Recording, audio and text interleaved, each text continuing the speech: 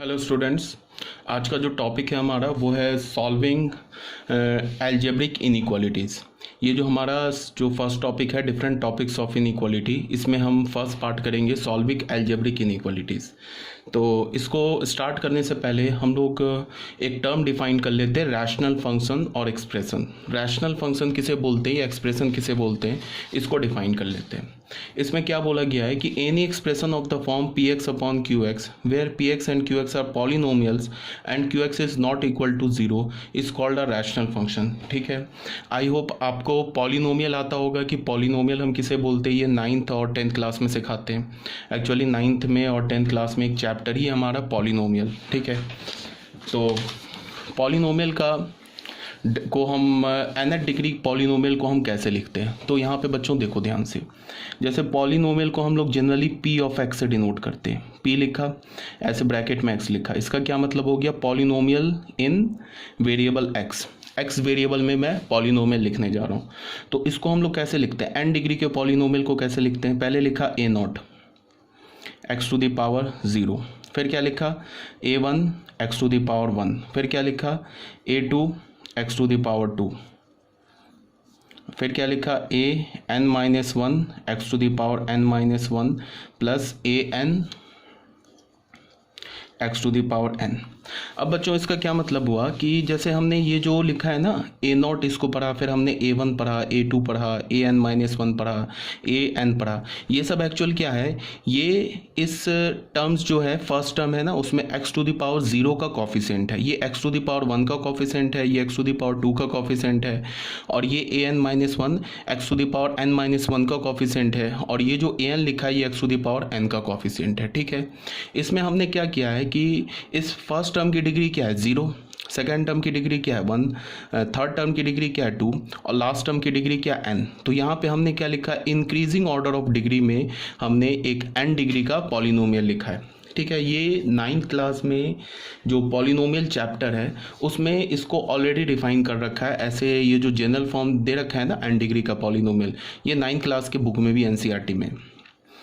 इसको आप ऐसे भी लिख सकते हो, डिक्रीजिंग ऑर्डर, डिग्री के डिक्रीजिंग ऑर्डर में भी लिख सकते हो। कैसे लिख सकते हो, a0 लिखा हमने, x to the power n minus 0 लिखा, फिर क्या लिखा a1 x to the power क्या लिखा n माइनस 1, जो a का लोअर सबस्क्रिप्ट है ना वो n से सब्ट्रैक्ट कर दिया, फिर क्या लिखा a2 x to the power n minus 2 and so on, फिर क्या लिखेंगे लास्ट में जाके a n माइनस 1। अब x पे पावर क्या है, n में से n माइनस 1 सब्ट्रैक्ट करेंगे तो क्या मिलेगा हमें 1, फिर क्या लिखेंगे a to the power n, फिर x पे जो पावर होगा n उसमें से n सब्ट्रैक्ट करेंगे तो 0। तो यहाँ पे जो सेकंड फॉर्म लिखा ना px का, ये मैंने क्या लिखा, decreasing order of degree. First जो फॉर्म लिखा है उसमें क्या लिखा है, इंक्रीजिंग ऑर्डर ऑफ डिग्री। तो ये हमारा जनरल n डिग्री का पॉलिनोमियल है। ठीक है, तो इसकी डिग्री क्या है, n है। डिग्री किसे बोलते हैं, हाईएस्ट पावर, x का जो वेरिएबल होता है ना उस पर जो हाईएस्ट पावर होता है उसे हम डिग्री बोलते हैं। और डिग्री जो होता है हमेशा नेचुरल नंबर होता है, नेचुरल नंबर बोल लो या होल नंबर बोल लो, वो निगेटिव या फ्रैक्शन नहीं होता है। ठीक है, जैसे कि हमने बोला कि फॉर एग्जाम्पल कुछ एग्जाम्पल्स ले लिए, जैसे हम क्वाड्रेटिक पॉलिनोमियल लिखते हैं, मान लो कि हमने px लिखा, एक क्वाड्रेटिक पॉलिनोमियल लिखा, तो क्वाड्रेटिक का मतलब क्या हो गया, डिग्री 2। इसको हम कैसे लिखेंगे, ax to the power 2 plus b x पे पावर 1 प्लस c, ऐसे लिख सकते हो। या इसको तुम ऐसे भी लिख सकते हो, a x to the power 2 plus bx plus c, x पे पावर तुम 0 लिख लो। तो ये भी हमारा पॉलिनोमियल इक्वेशन हो गया, या पॉलिनोमियल एक्सप्रेशन बोल लो ऑफ डिग्री 2। इसे हम बोलते हैं क्वाड्रेटिक पॉलिनोमियल। फिर आते हैं क्यूबिक पॉलिनोमियल। क्यूबिक पॉलिनोमियल की जो डिग्री होती है वो क्या होती है, 3 होती है। उसको हम कैसे लिखेंगे, px लिखा हमने लिखा a x to the power 3 plus b x square plus c x plus d लिख सकते हो, यहाँ पे x टू द पावर 0 भी लिख सकते हो। उसके बाद फिर एक हमने पॉलिनोमियल लिखा biquadratic polynomial. Biquadratic बोलने का मतलब degree 4, a x to the power 4 bx cube plus c x square plus D X plus E, ये हमारा क्या हो गया, बाई क्वाड्रेटिक पॉलिनोमियल हो गया। ये सब आप जो है ना 9-10 क्लास से जानते हो, इसमें कोई नई बात नहीं है, कोई हम लोग नई बात नहीं सीख रहे, ये ऑलरेडी आप जानते हो। जैसे कि अगर मैंने लीनियर कोई पॉलिनोमियल लिखा, लीनियर पॉलिनोमियल बोलने का मतलब डिग्री 1, उसका स्टैंडर्ड फॉर्म क्या होता है, ए एक्स प्लस बी। ये लीनियर पॉलिनोमियल, इसकी डिग्री क्या है, 1। डिग्री 1 क्यों है, बिकॉज एक्स पे जो हाईएस्ट पावर है वो 1 है। अब मैंने अगर लीनियर के बाद एक कांस्टेंट पॉलिनोमियल लिखा, तो कांस्टेंट पॉलिनोमियल की डिग्री क्या होती है, 0। कोई भी लिख दिया के, वेयर के बिलोंग्स टू आर, कोई भी रियल नंबर है तो इसकी डिग्री 0 होगी। फॉर एग्जांपल तुम ऐसे देख लो, मैंने पी एक्स को लिख दिया 2, तो 2 एक रियल नंबर भी है और 2 एक कांस्टेंट पॉलिनोमियल भी है। क्यों कांस्टेंट पॉलिनोमियल है, बिकॉज तुम ऐसे लिख सकते हो 2 × x⁴। अब इसकी डिग्री क्या हो जाएगी, डिग्री 0 हो जाएगी, ठीक है ना। अगर मैंने एक पी एक्स पॉलिनोमियल लिख दिया -π/8, तो ये भी एक कांस्टेंट पॉलिनोमियल है, इसकी डिग्री क्या हो जाएगी, 0। क्यों हो जाएगी, बिकॉज मैंने लिखा -π/8 × x⁴, इसकी डिग्री क्या हो गई, ये 0 हो गई। ठीक है बच्चों, यहाँ तो कोई प्रॉब्लम नहीं है। तो ये हमारा कांस्टेंट पॉलिनोमियल हो गया, इसकी डिग्री 0 हो गई। अब एक आ जाओ कि अगर मैंने पी एक्स को लिखा 0, तो 0 इज ऑल्सो रियल नंबर। सो 0, मेरी बात को सुनो ध्यान से, 0 is also a constant polynomial, but 0 की डिग्री डिफाइन नहीं होती है। अगर मैं बोलूँ ना 0 की डिग्री क्या है, तो तुम बोलोगे कि 0 इज अ कांस्टेंट पॉलिनोमियल, ये बात तो सही है, but it's degree is not defined. क्यों नहीं डिफाइंड है, बिकॉज तुम 0 को क्या लिख सकते हो, x⁴, ये भी 0 के इक्वल होगा। 0 को क्या लिख सकते हो, x⁴, ये भी 0 के इक्वल होगा। 0 को क्या लिख सकते हो, x⁴, ऐसे करके एंड सो ऑन। तो इसका क्या मतलब है कि 0 is a constant polynomial but it's degree is not defined. Degree जो है ना ये डिफाइंड नहीं है, ठीक है। तो यहाँ तक आई थिंक कोई प्रॉब्लम नहीं होनी चाहिए।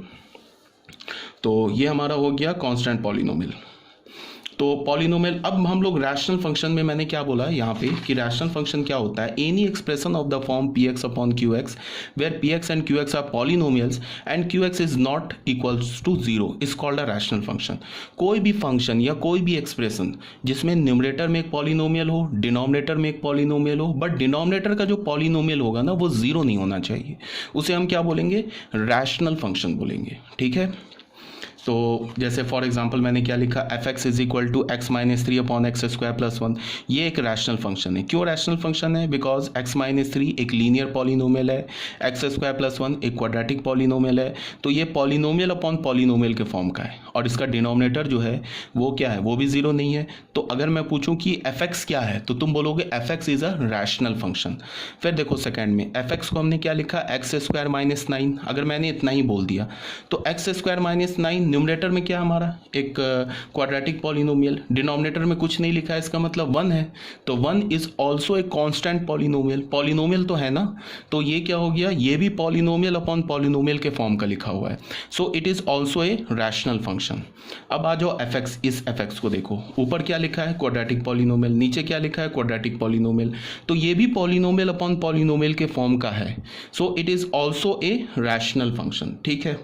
तो आई थिंक आपको रैशनल फंक्शन हम किसे बोलते हैं वो क्लियर हो गया होगा। एक बार और, रैशनल फंक्शन जो होता है वो पॉलिनोमियल अपॉन पॉलिनोमियल के फॉर्म का होता है, वेयर डिनोमिनेटर में जो पॉलिनोमियल होता है वो 0 के इक्वल नहीं होता है, ठीक है। अब आ जाओ क्वेश्चन नंबर 1। देखो इस टॉपिक में क्या हम करेंगे कि जो रैशनल फंक्शन है ना, उस रैशनल फंक्शन की इनइक्वालिटी को सॉल्व करेंगे। जैसे मेरी बात को समझो ध्यान से। जैसे मान लो कि हमने Rx कोई रैशनल फंक्शन ले लिया, Rx हम लोग जनरली रैशनल फंक्शन को Rx से रिप्रेजेंट करते हैं, तो इसको हमने क्या बोला, Rx हमारा कोई एनी रैशनल फंक्शन है। क्या हो गया, ये एनी रैशनल फंक्शन है। इस टॉपिक में हम क्या करने जा रहे हैं, और ये इंपॉर्टेंट टॉपिक है। देखो बच्चों, ये जो मैं पढ़ा रहा हूँ ना बेसिक मैथमेटिक्स, ये बिल्कुल तुम मत समझना कि ये मैं कोई टाइम पास कर रहा हूँ कि अभी सेट आपने स्टार्ट नहीं किया, आप बेसिक मैथमेटिक्स पढ़ाने लगे। ये इंपॉर्टेंट है, इंपॉर्टेंट नहीं है, ये मैं आपको फाउंडेशन आपका बना रहा हूँ। जैसे घर बनाने से पहले फाउंडेशन डालते हैं ना, तभी तो उस पर first floor, second floor, ground floor बनाओगे, बिना फाउंडेशन के तो घर नहीं बन जाएगा, ठीक है। तो अगर तुम सोचोगे कि अभी घर बनना है, स्टार्ट नहीं हुआ, अभी तो नीचे ही कंस्ट्रक्शन का काम चल रहा है, तो वो बात सोचना तुम्हारा क्या बेफजूल होगा ना, बिकॉज ये सबसे इंपॉर्टेंट है जो अभी तुम्हें पढ़ाया जा रहा है बेसिक मैथमेटिक्स। ये हम लोग एज अ ABCD यूज़ करेंगे, बिल्कुल एलिमेंट्री टूल्स की तरह यूज़ करेंगे आगे के सब्सिक्वेंट चैप्टर्स में, ठीक है। तो ये बहुत इंपॉर्टेंट है।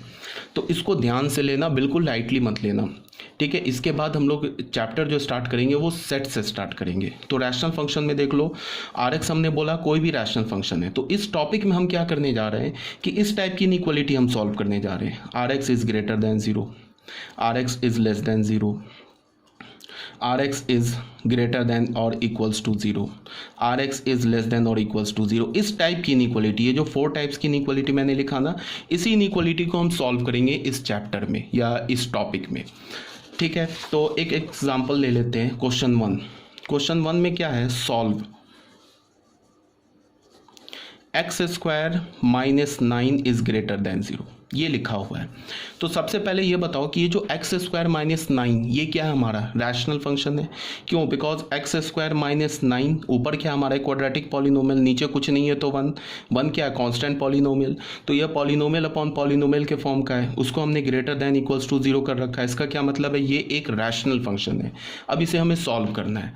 तो सॉल्व करने का क्या मतलब है, अगर मैंने बोला ना कि solve x square minus 9 is greater than 0, इसे सॉल्व करो, इसका मतलब क्या है, इसका ये मतलब है कि हमें एक्स की वो सारी वैल्यूज़ बतानी है, वो या ऐसे बोल लो हमें एक्स के वो सारे वैल्यूज़ का सेट बताना है जिसके लिए ये रिज़ल्ट ट्रू हो जाए, जिसके लिए रिज़ल्ट ट्रू हो जाए, ठीक है। अगर इन्फानाइट एक्स का वैल्यू आ रहा है तो वो इन्फानाइट एक्स का वैल्यू लिखना है, उस इन्फानाइट एक्स के वैल्यूज़ का सेट लिखना है जिसके लिए ये इनइक्वालिटी जो है ना ये ट्रू हो जाए, मतलब ये इनइक्वालिटी होल्ड कर जाए। किसका सेट लिखना है, एक्स का सेट लिखना है जिसके लिए इनइक्वालिटी होल्ड कर जाए, ट्रू हो जाए। तो सॉल्व करने का ये मतलब है। जैसे फॉर एग्जाम्पल देखो, फॉर एग्जाम्पल हमने ले लिया पुट, हमारे पास क्या लिखा है, X square minus 9 is greater than 0। हमने क्या किया, put X is equal to 1 put किया।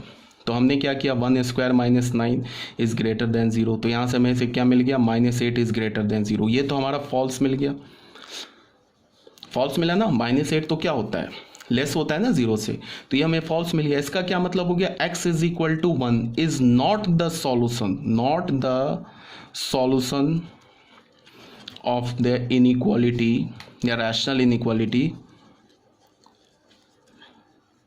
X square minus 9 is greater than 0। मेरी बात आई समझ में, X square X is equal to 1, ये हमारा X square minus 9 is greater than equals to 0, इसका सॉल्यूशन नहीं है, ठीक है। फिर हमने क्या किया, put X is equal to 2 put किया। फिर हमने पुट किया तो क्या मिला हमें, 2 स्क्वायर माइनस 9, तो ये क्या मिल जाएगा हमें, 4 माइनस 9, ये क्या मिल जाएगा, -5 which is not greater than 0।